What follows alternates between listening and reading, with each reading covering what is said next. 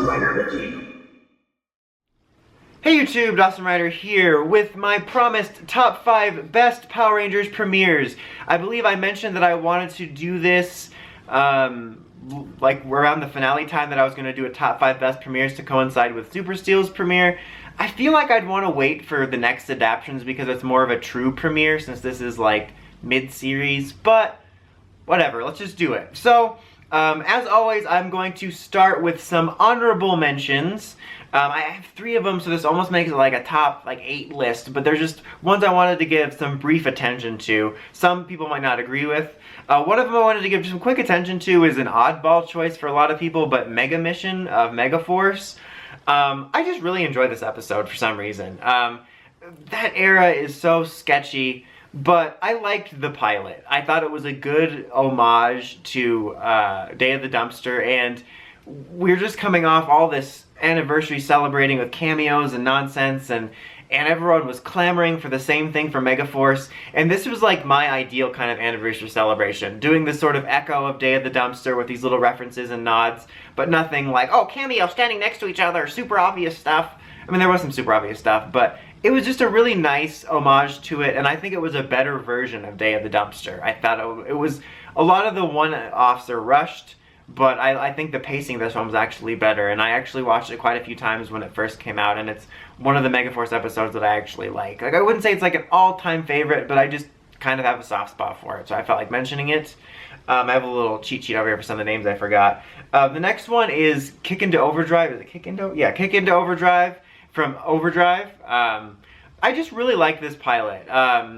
Even though Overdrive is one of my lesser favorite series, that's like something I want to do a whole other video about, but that's for another time. But I just really liked the pilot. There was just something about the pacing and the energy that got me really excited about it.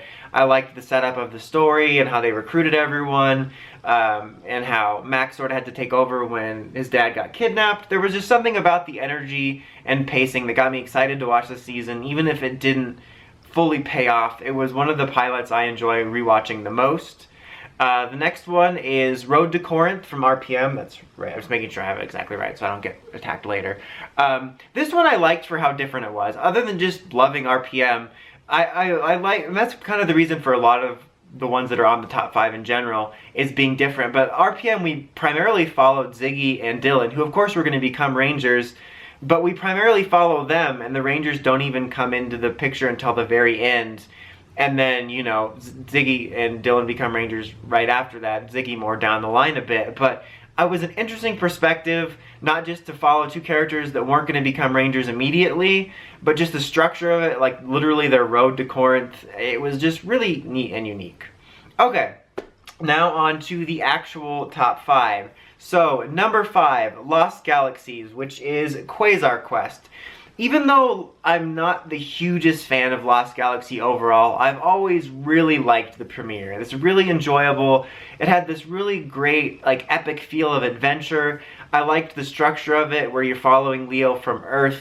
It sets up Terraventure, it sets up his character and him being a stowaway, and sort of following him through this series of misadventures trying not to get caught, which winds him up on the moon, and then simultaneously you're sort of learning about the mythos with Lost Galaxy and Maya, and they sort of, everything converges, and I just always really liked it. It had this epic feel that got me pumped for the season, because it was like this great adventure and this unique perspective, and then, you know, Kai having to come back and rescue them. We get to see the mega ship again, so it was also this great feel of, this is something new, but you have this bit of nostalgia coming in and familiarity with like Alpha and that mega ship. And it was a really well done pilot for that, because this was like the first of a new era, because this was the first season that wasn't a direct continuation of each other like it had been.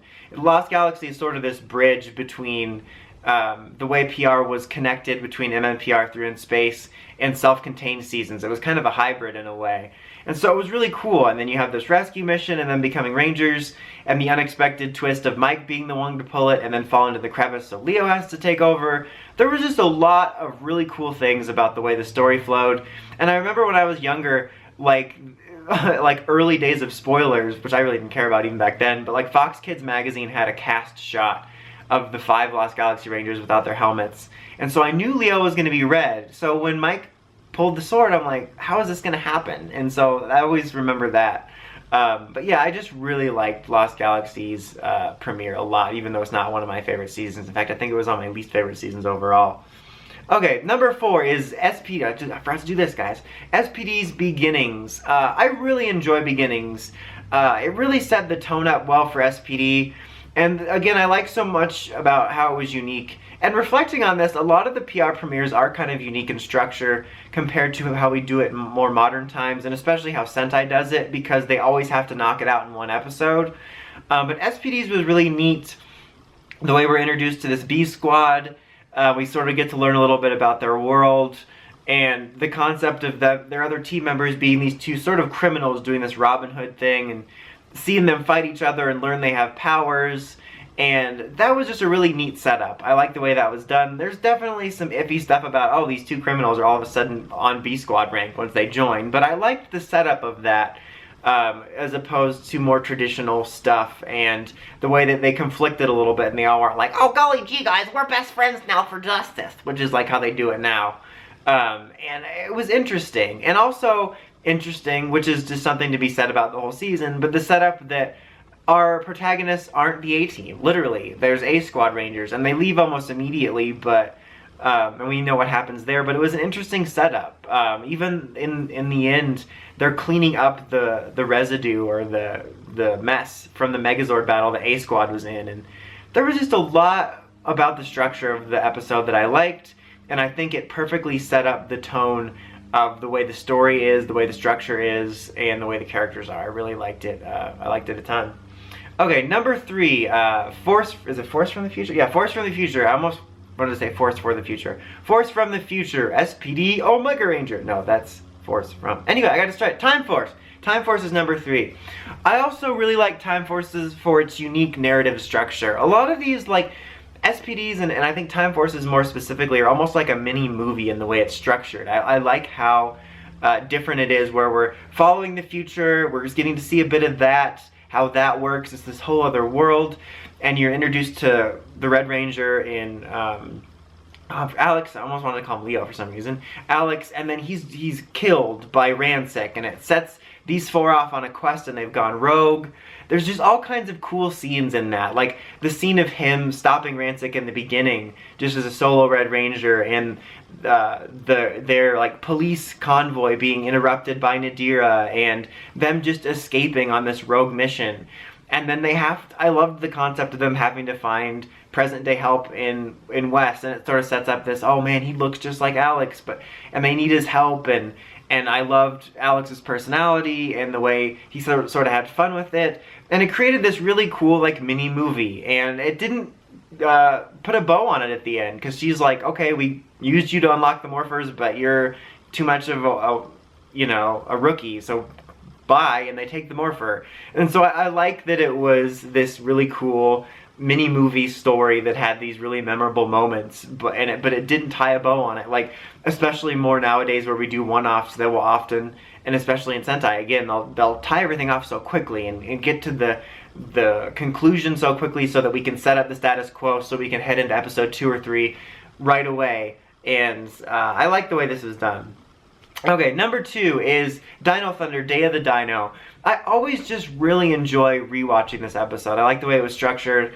Of course, like, back in the day, there was this added excitement if Tommy was back, which was more exciting back then because it was before all this fandom drama and JDF stuff, and before cameos and returns were done ad nauseum. So this was, like, exciting. Not only because we hadn't connected to history in a while, but because Tommy was a pretty popular Ranger. But even if you set that aside, which is something I said in my Dino Thunder retrospective review, even if you set the Tommy stuff aside, Dino Thunder is still great, in my opinion. And I think that it had really a great structure. And it was like, I echoed this in Dino Thunder as well, but it's like a better MMPR where they tried to echo sort of the feeling and setup of it with high school and, of course, dinosaurs, but they did it differently and better, where it was able, even the title, Day of the Dino, was a reference to Day of the Dumpster. And it was this great way of doing a modern take on the past while completely being their own thing, unlike Saban Brands, which is trying so hard to recreate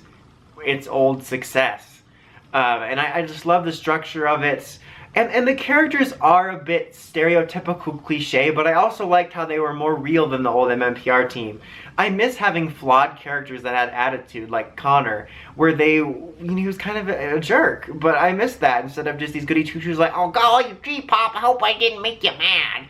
And it's so unrealistic, and I like that these flawed characters sort of had to come together, and they're trying to figure out this mystery of these gems they found, and they don't know that it relates to Tommy, and they have to find out, and they're sort of just thrust into this situation. And I talk about in Time Force how it didn't tie a neat bow on it, and this kind of did. It was like an unneat bow, where they set up the status quo, but I didn't mean for that to rhyme, but it wasn't perfect yet. Like, they basically, you know, had to figure this all out very quickly, and it didn't feel like it was in a like, oh hurry, we have to get the pilot done. It felt like in that actual world, they had to hurry up and morph to save everybody, and then they could sort of figure out everything later. And I really liked that. I liked the tone that, again, it's like SPD, I think it set up a good job for the tone and the characters and the way they were introduced. And like I said, the Tommy element was really cool, and it set up sort of questions about that. But even if it was just some random teacher, I think this still would have been a great pilot. Okay, number 1 is Power Rangers in Space. This was chased into space, right? Or was that, I think that was the finale? But in space. This is kind of a cliche choice, especially since it's my favorite season. But again, In Spaces was so unique, and it built up on the momentum of Turbo's finale in such a great way. You know, following them from the destruction. It was just really cool to see them on this mission, and then they get pulled in the mysterious ship. And then meanwhile, it was really cool to see the meeting of the Evil Alliance and seeing new villains as well as villains we've seen for years. And then this mysterious hooded figure turns out to be a Red Ranger, and it was just so cool and mysterious. And it's like I said, it continued the momentum, but it also started setting up the storylines that would be there for the season, and setting up a little bit mystery around the Red Ranger. And then of course, you know, when Andros and them sort of meet and fight because they're not sure of each other, but then he drops them off and decides to give them morphers, and it was just so cool. It was really just a lot of excitement, and it did such a perfect job of again, to repeat myself, but continuing the excitement from Turbo's finale, but then also setting up this new excitement and direction for the series. And it felt really unique in the way it was structured like that, and it set up this whole new vibe and everything, and I love it. But anyway, that is my top 5 finales. Again, I forgot to state this at the beginning because I got tired of doing it, but this is my top 5 best and not some sort of algorithm that I've run for the actual perfect top 5 best. But anyway, that's about it. Until next time, don't forget to like, comment, subscribe. It's Dawson Rider, signing out.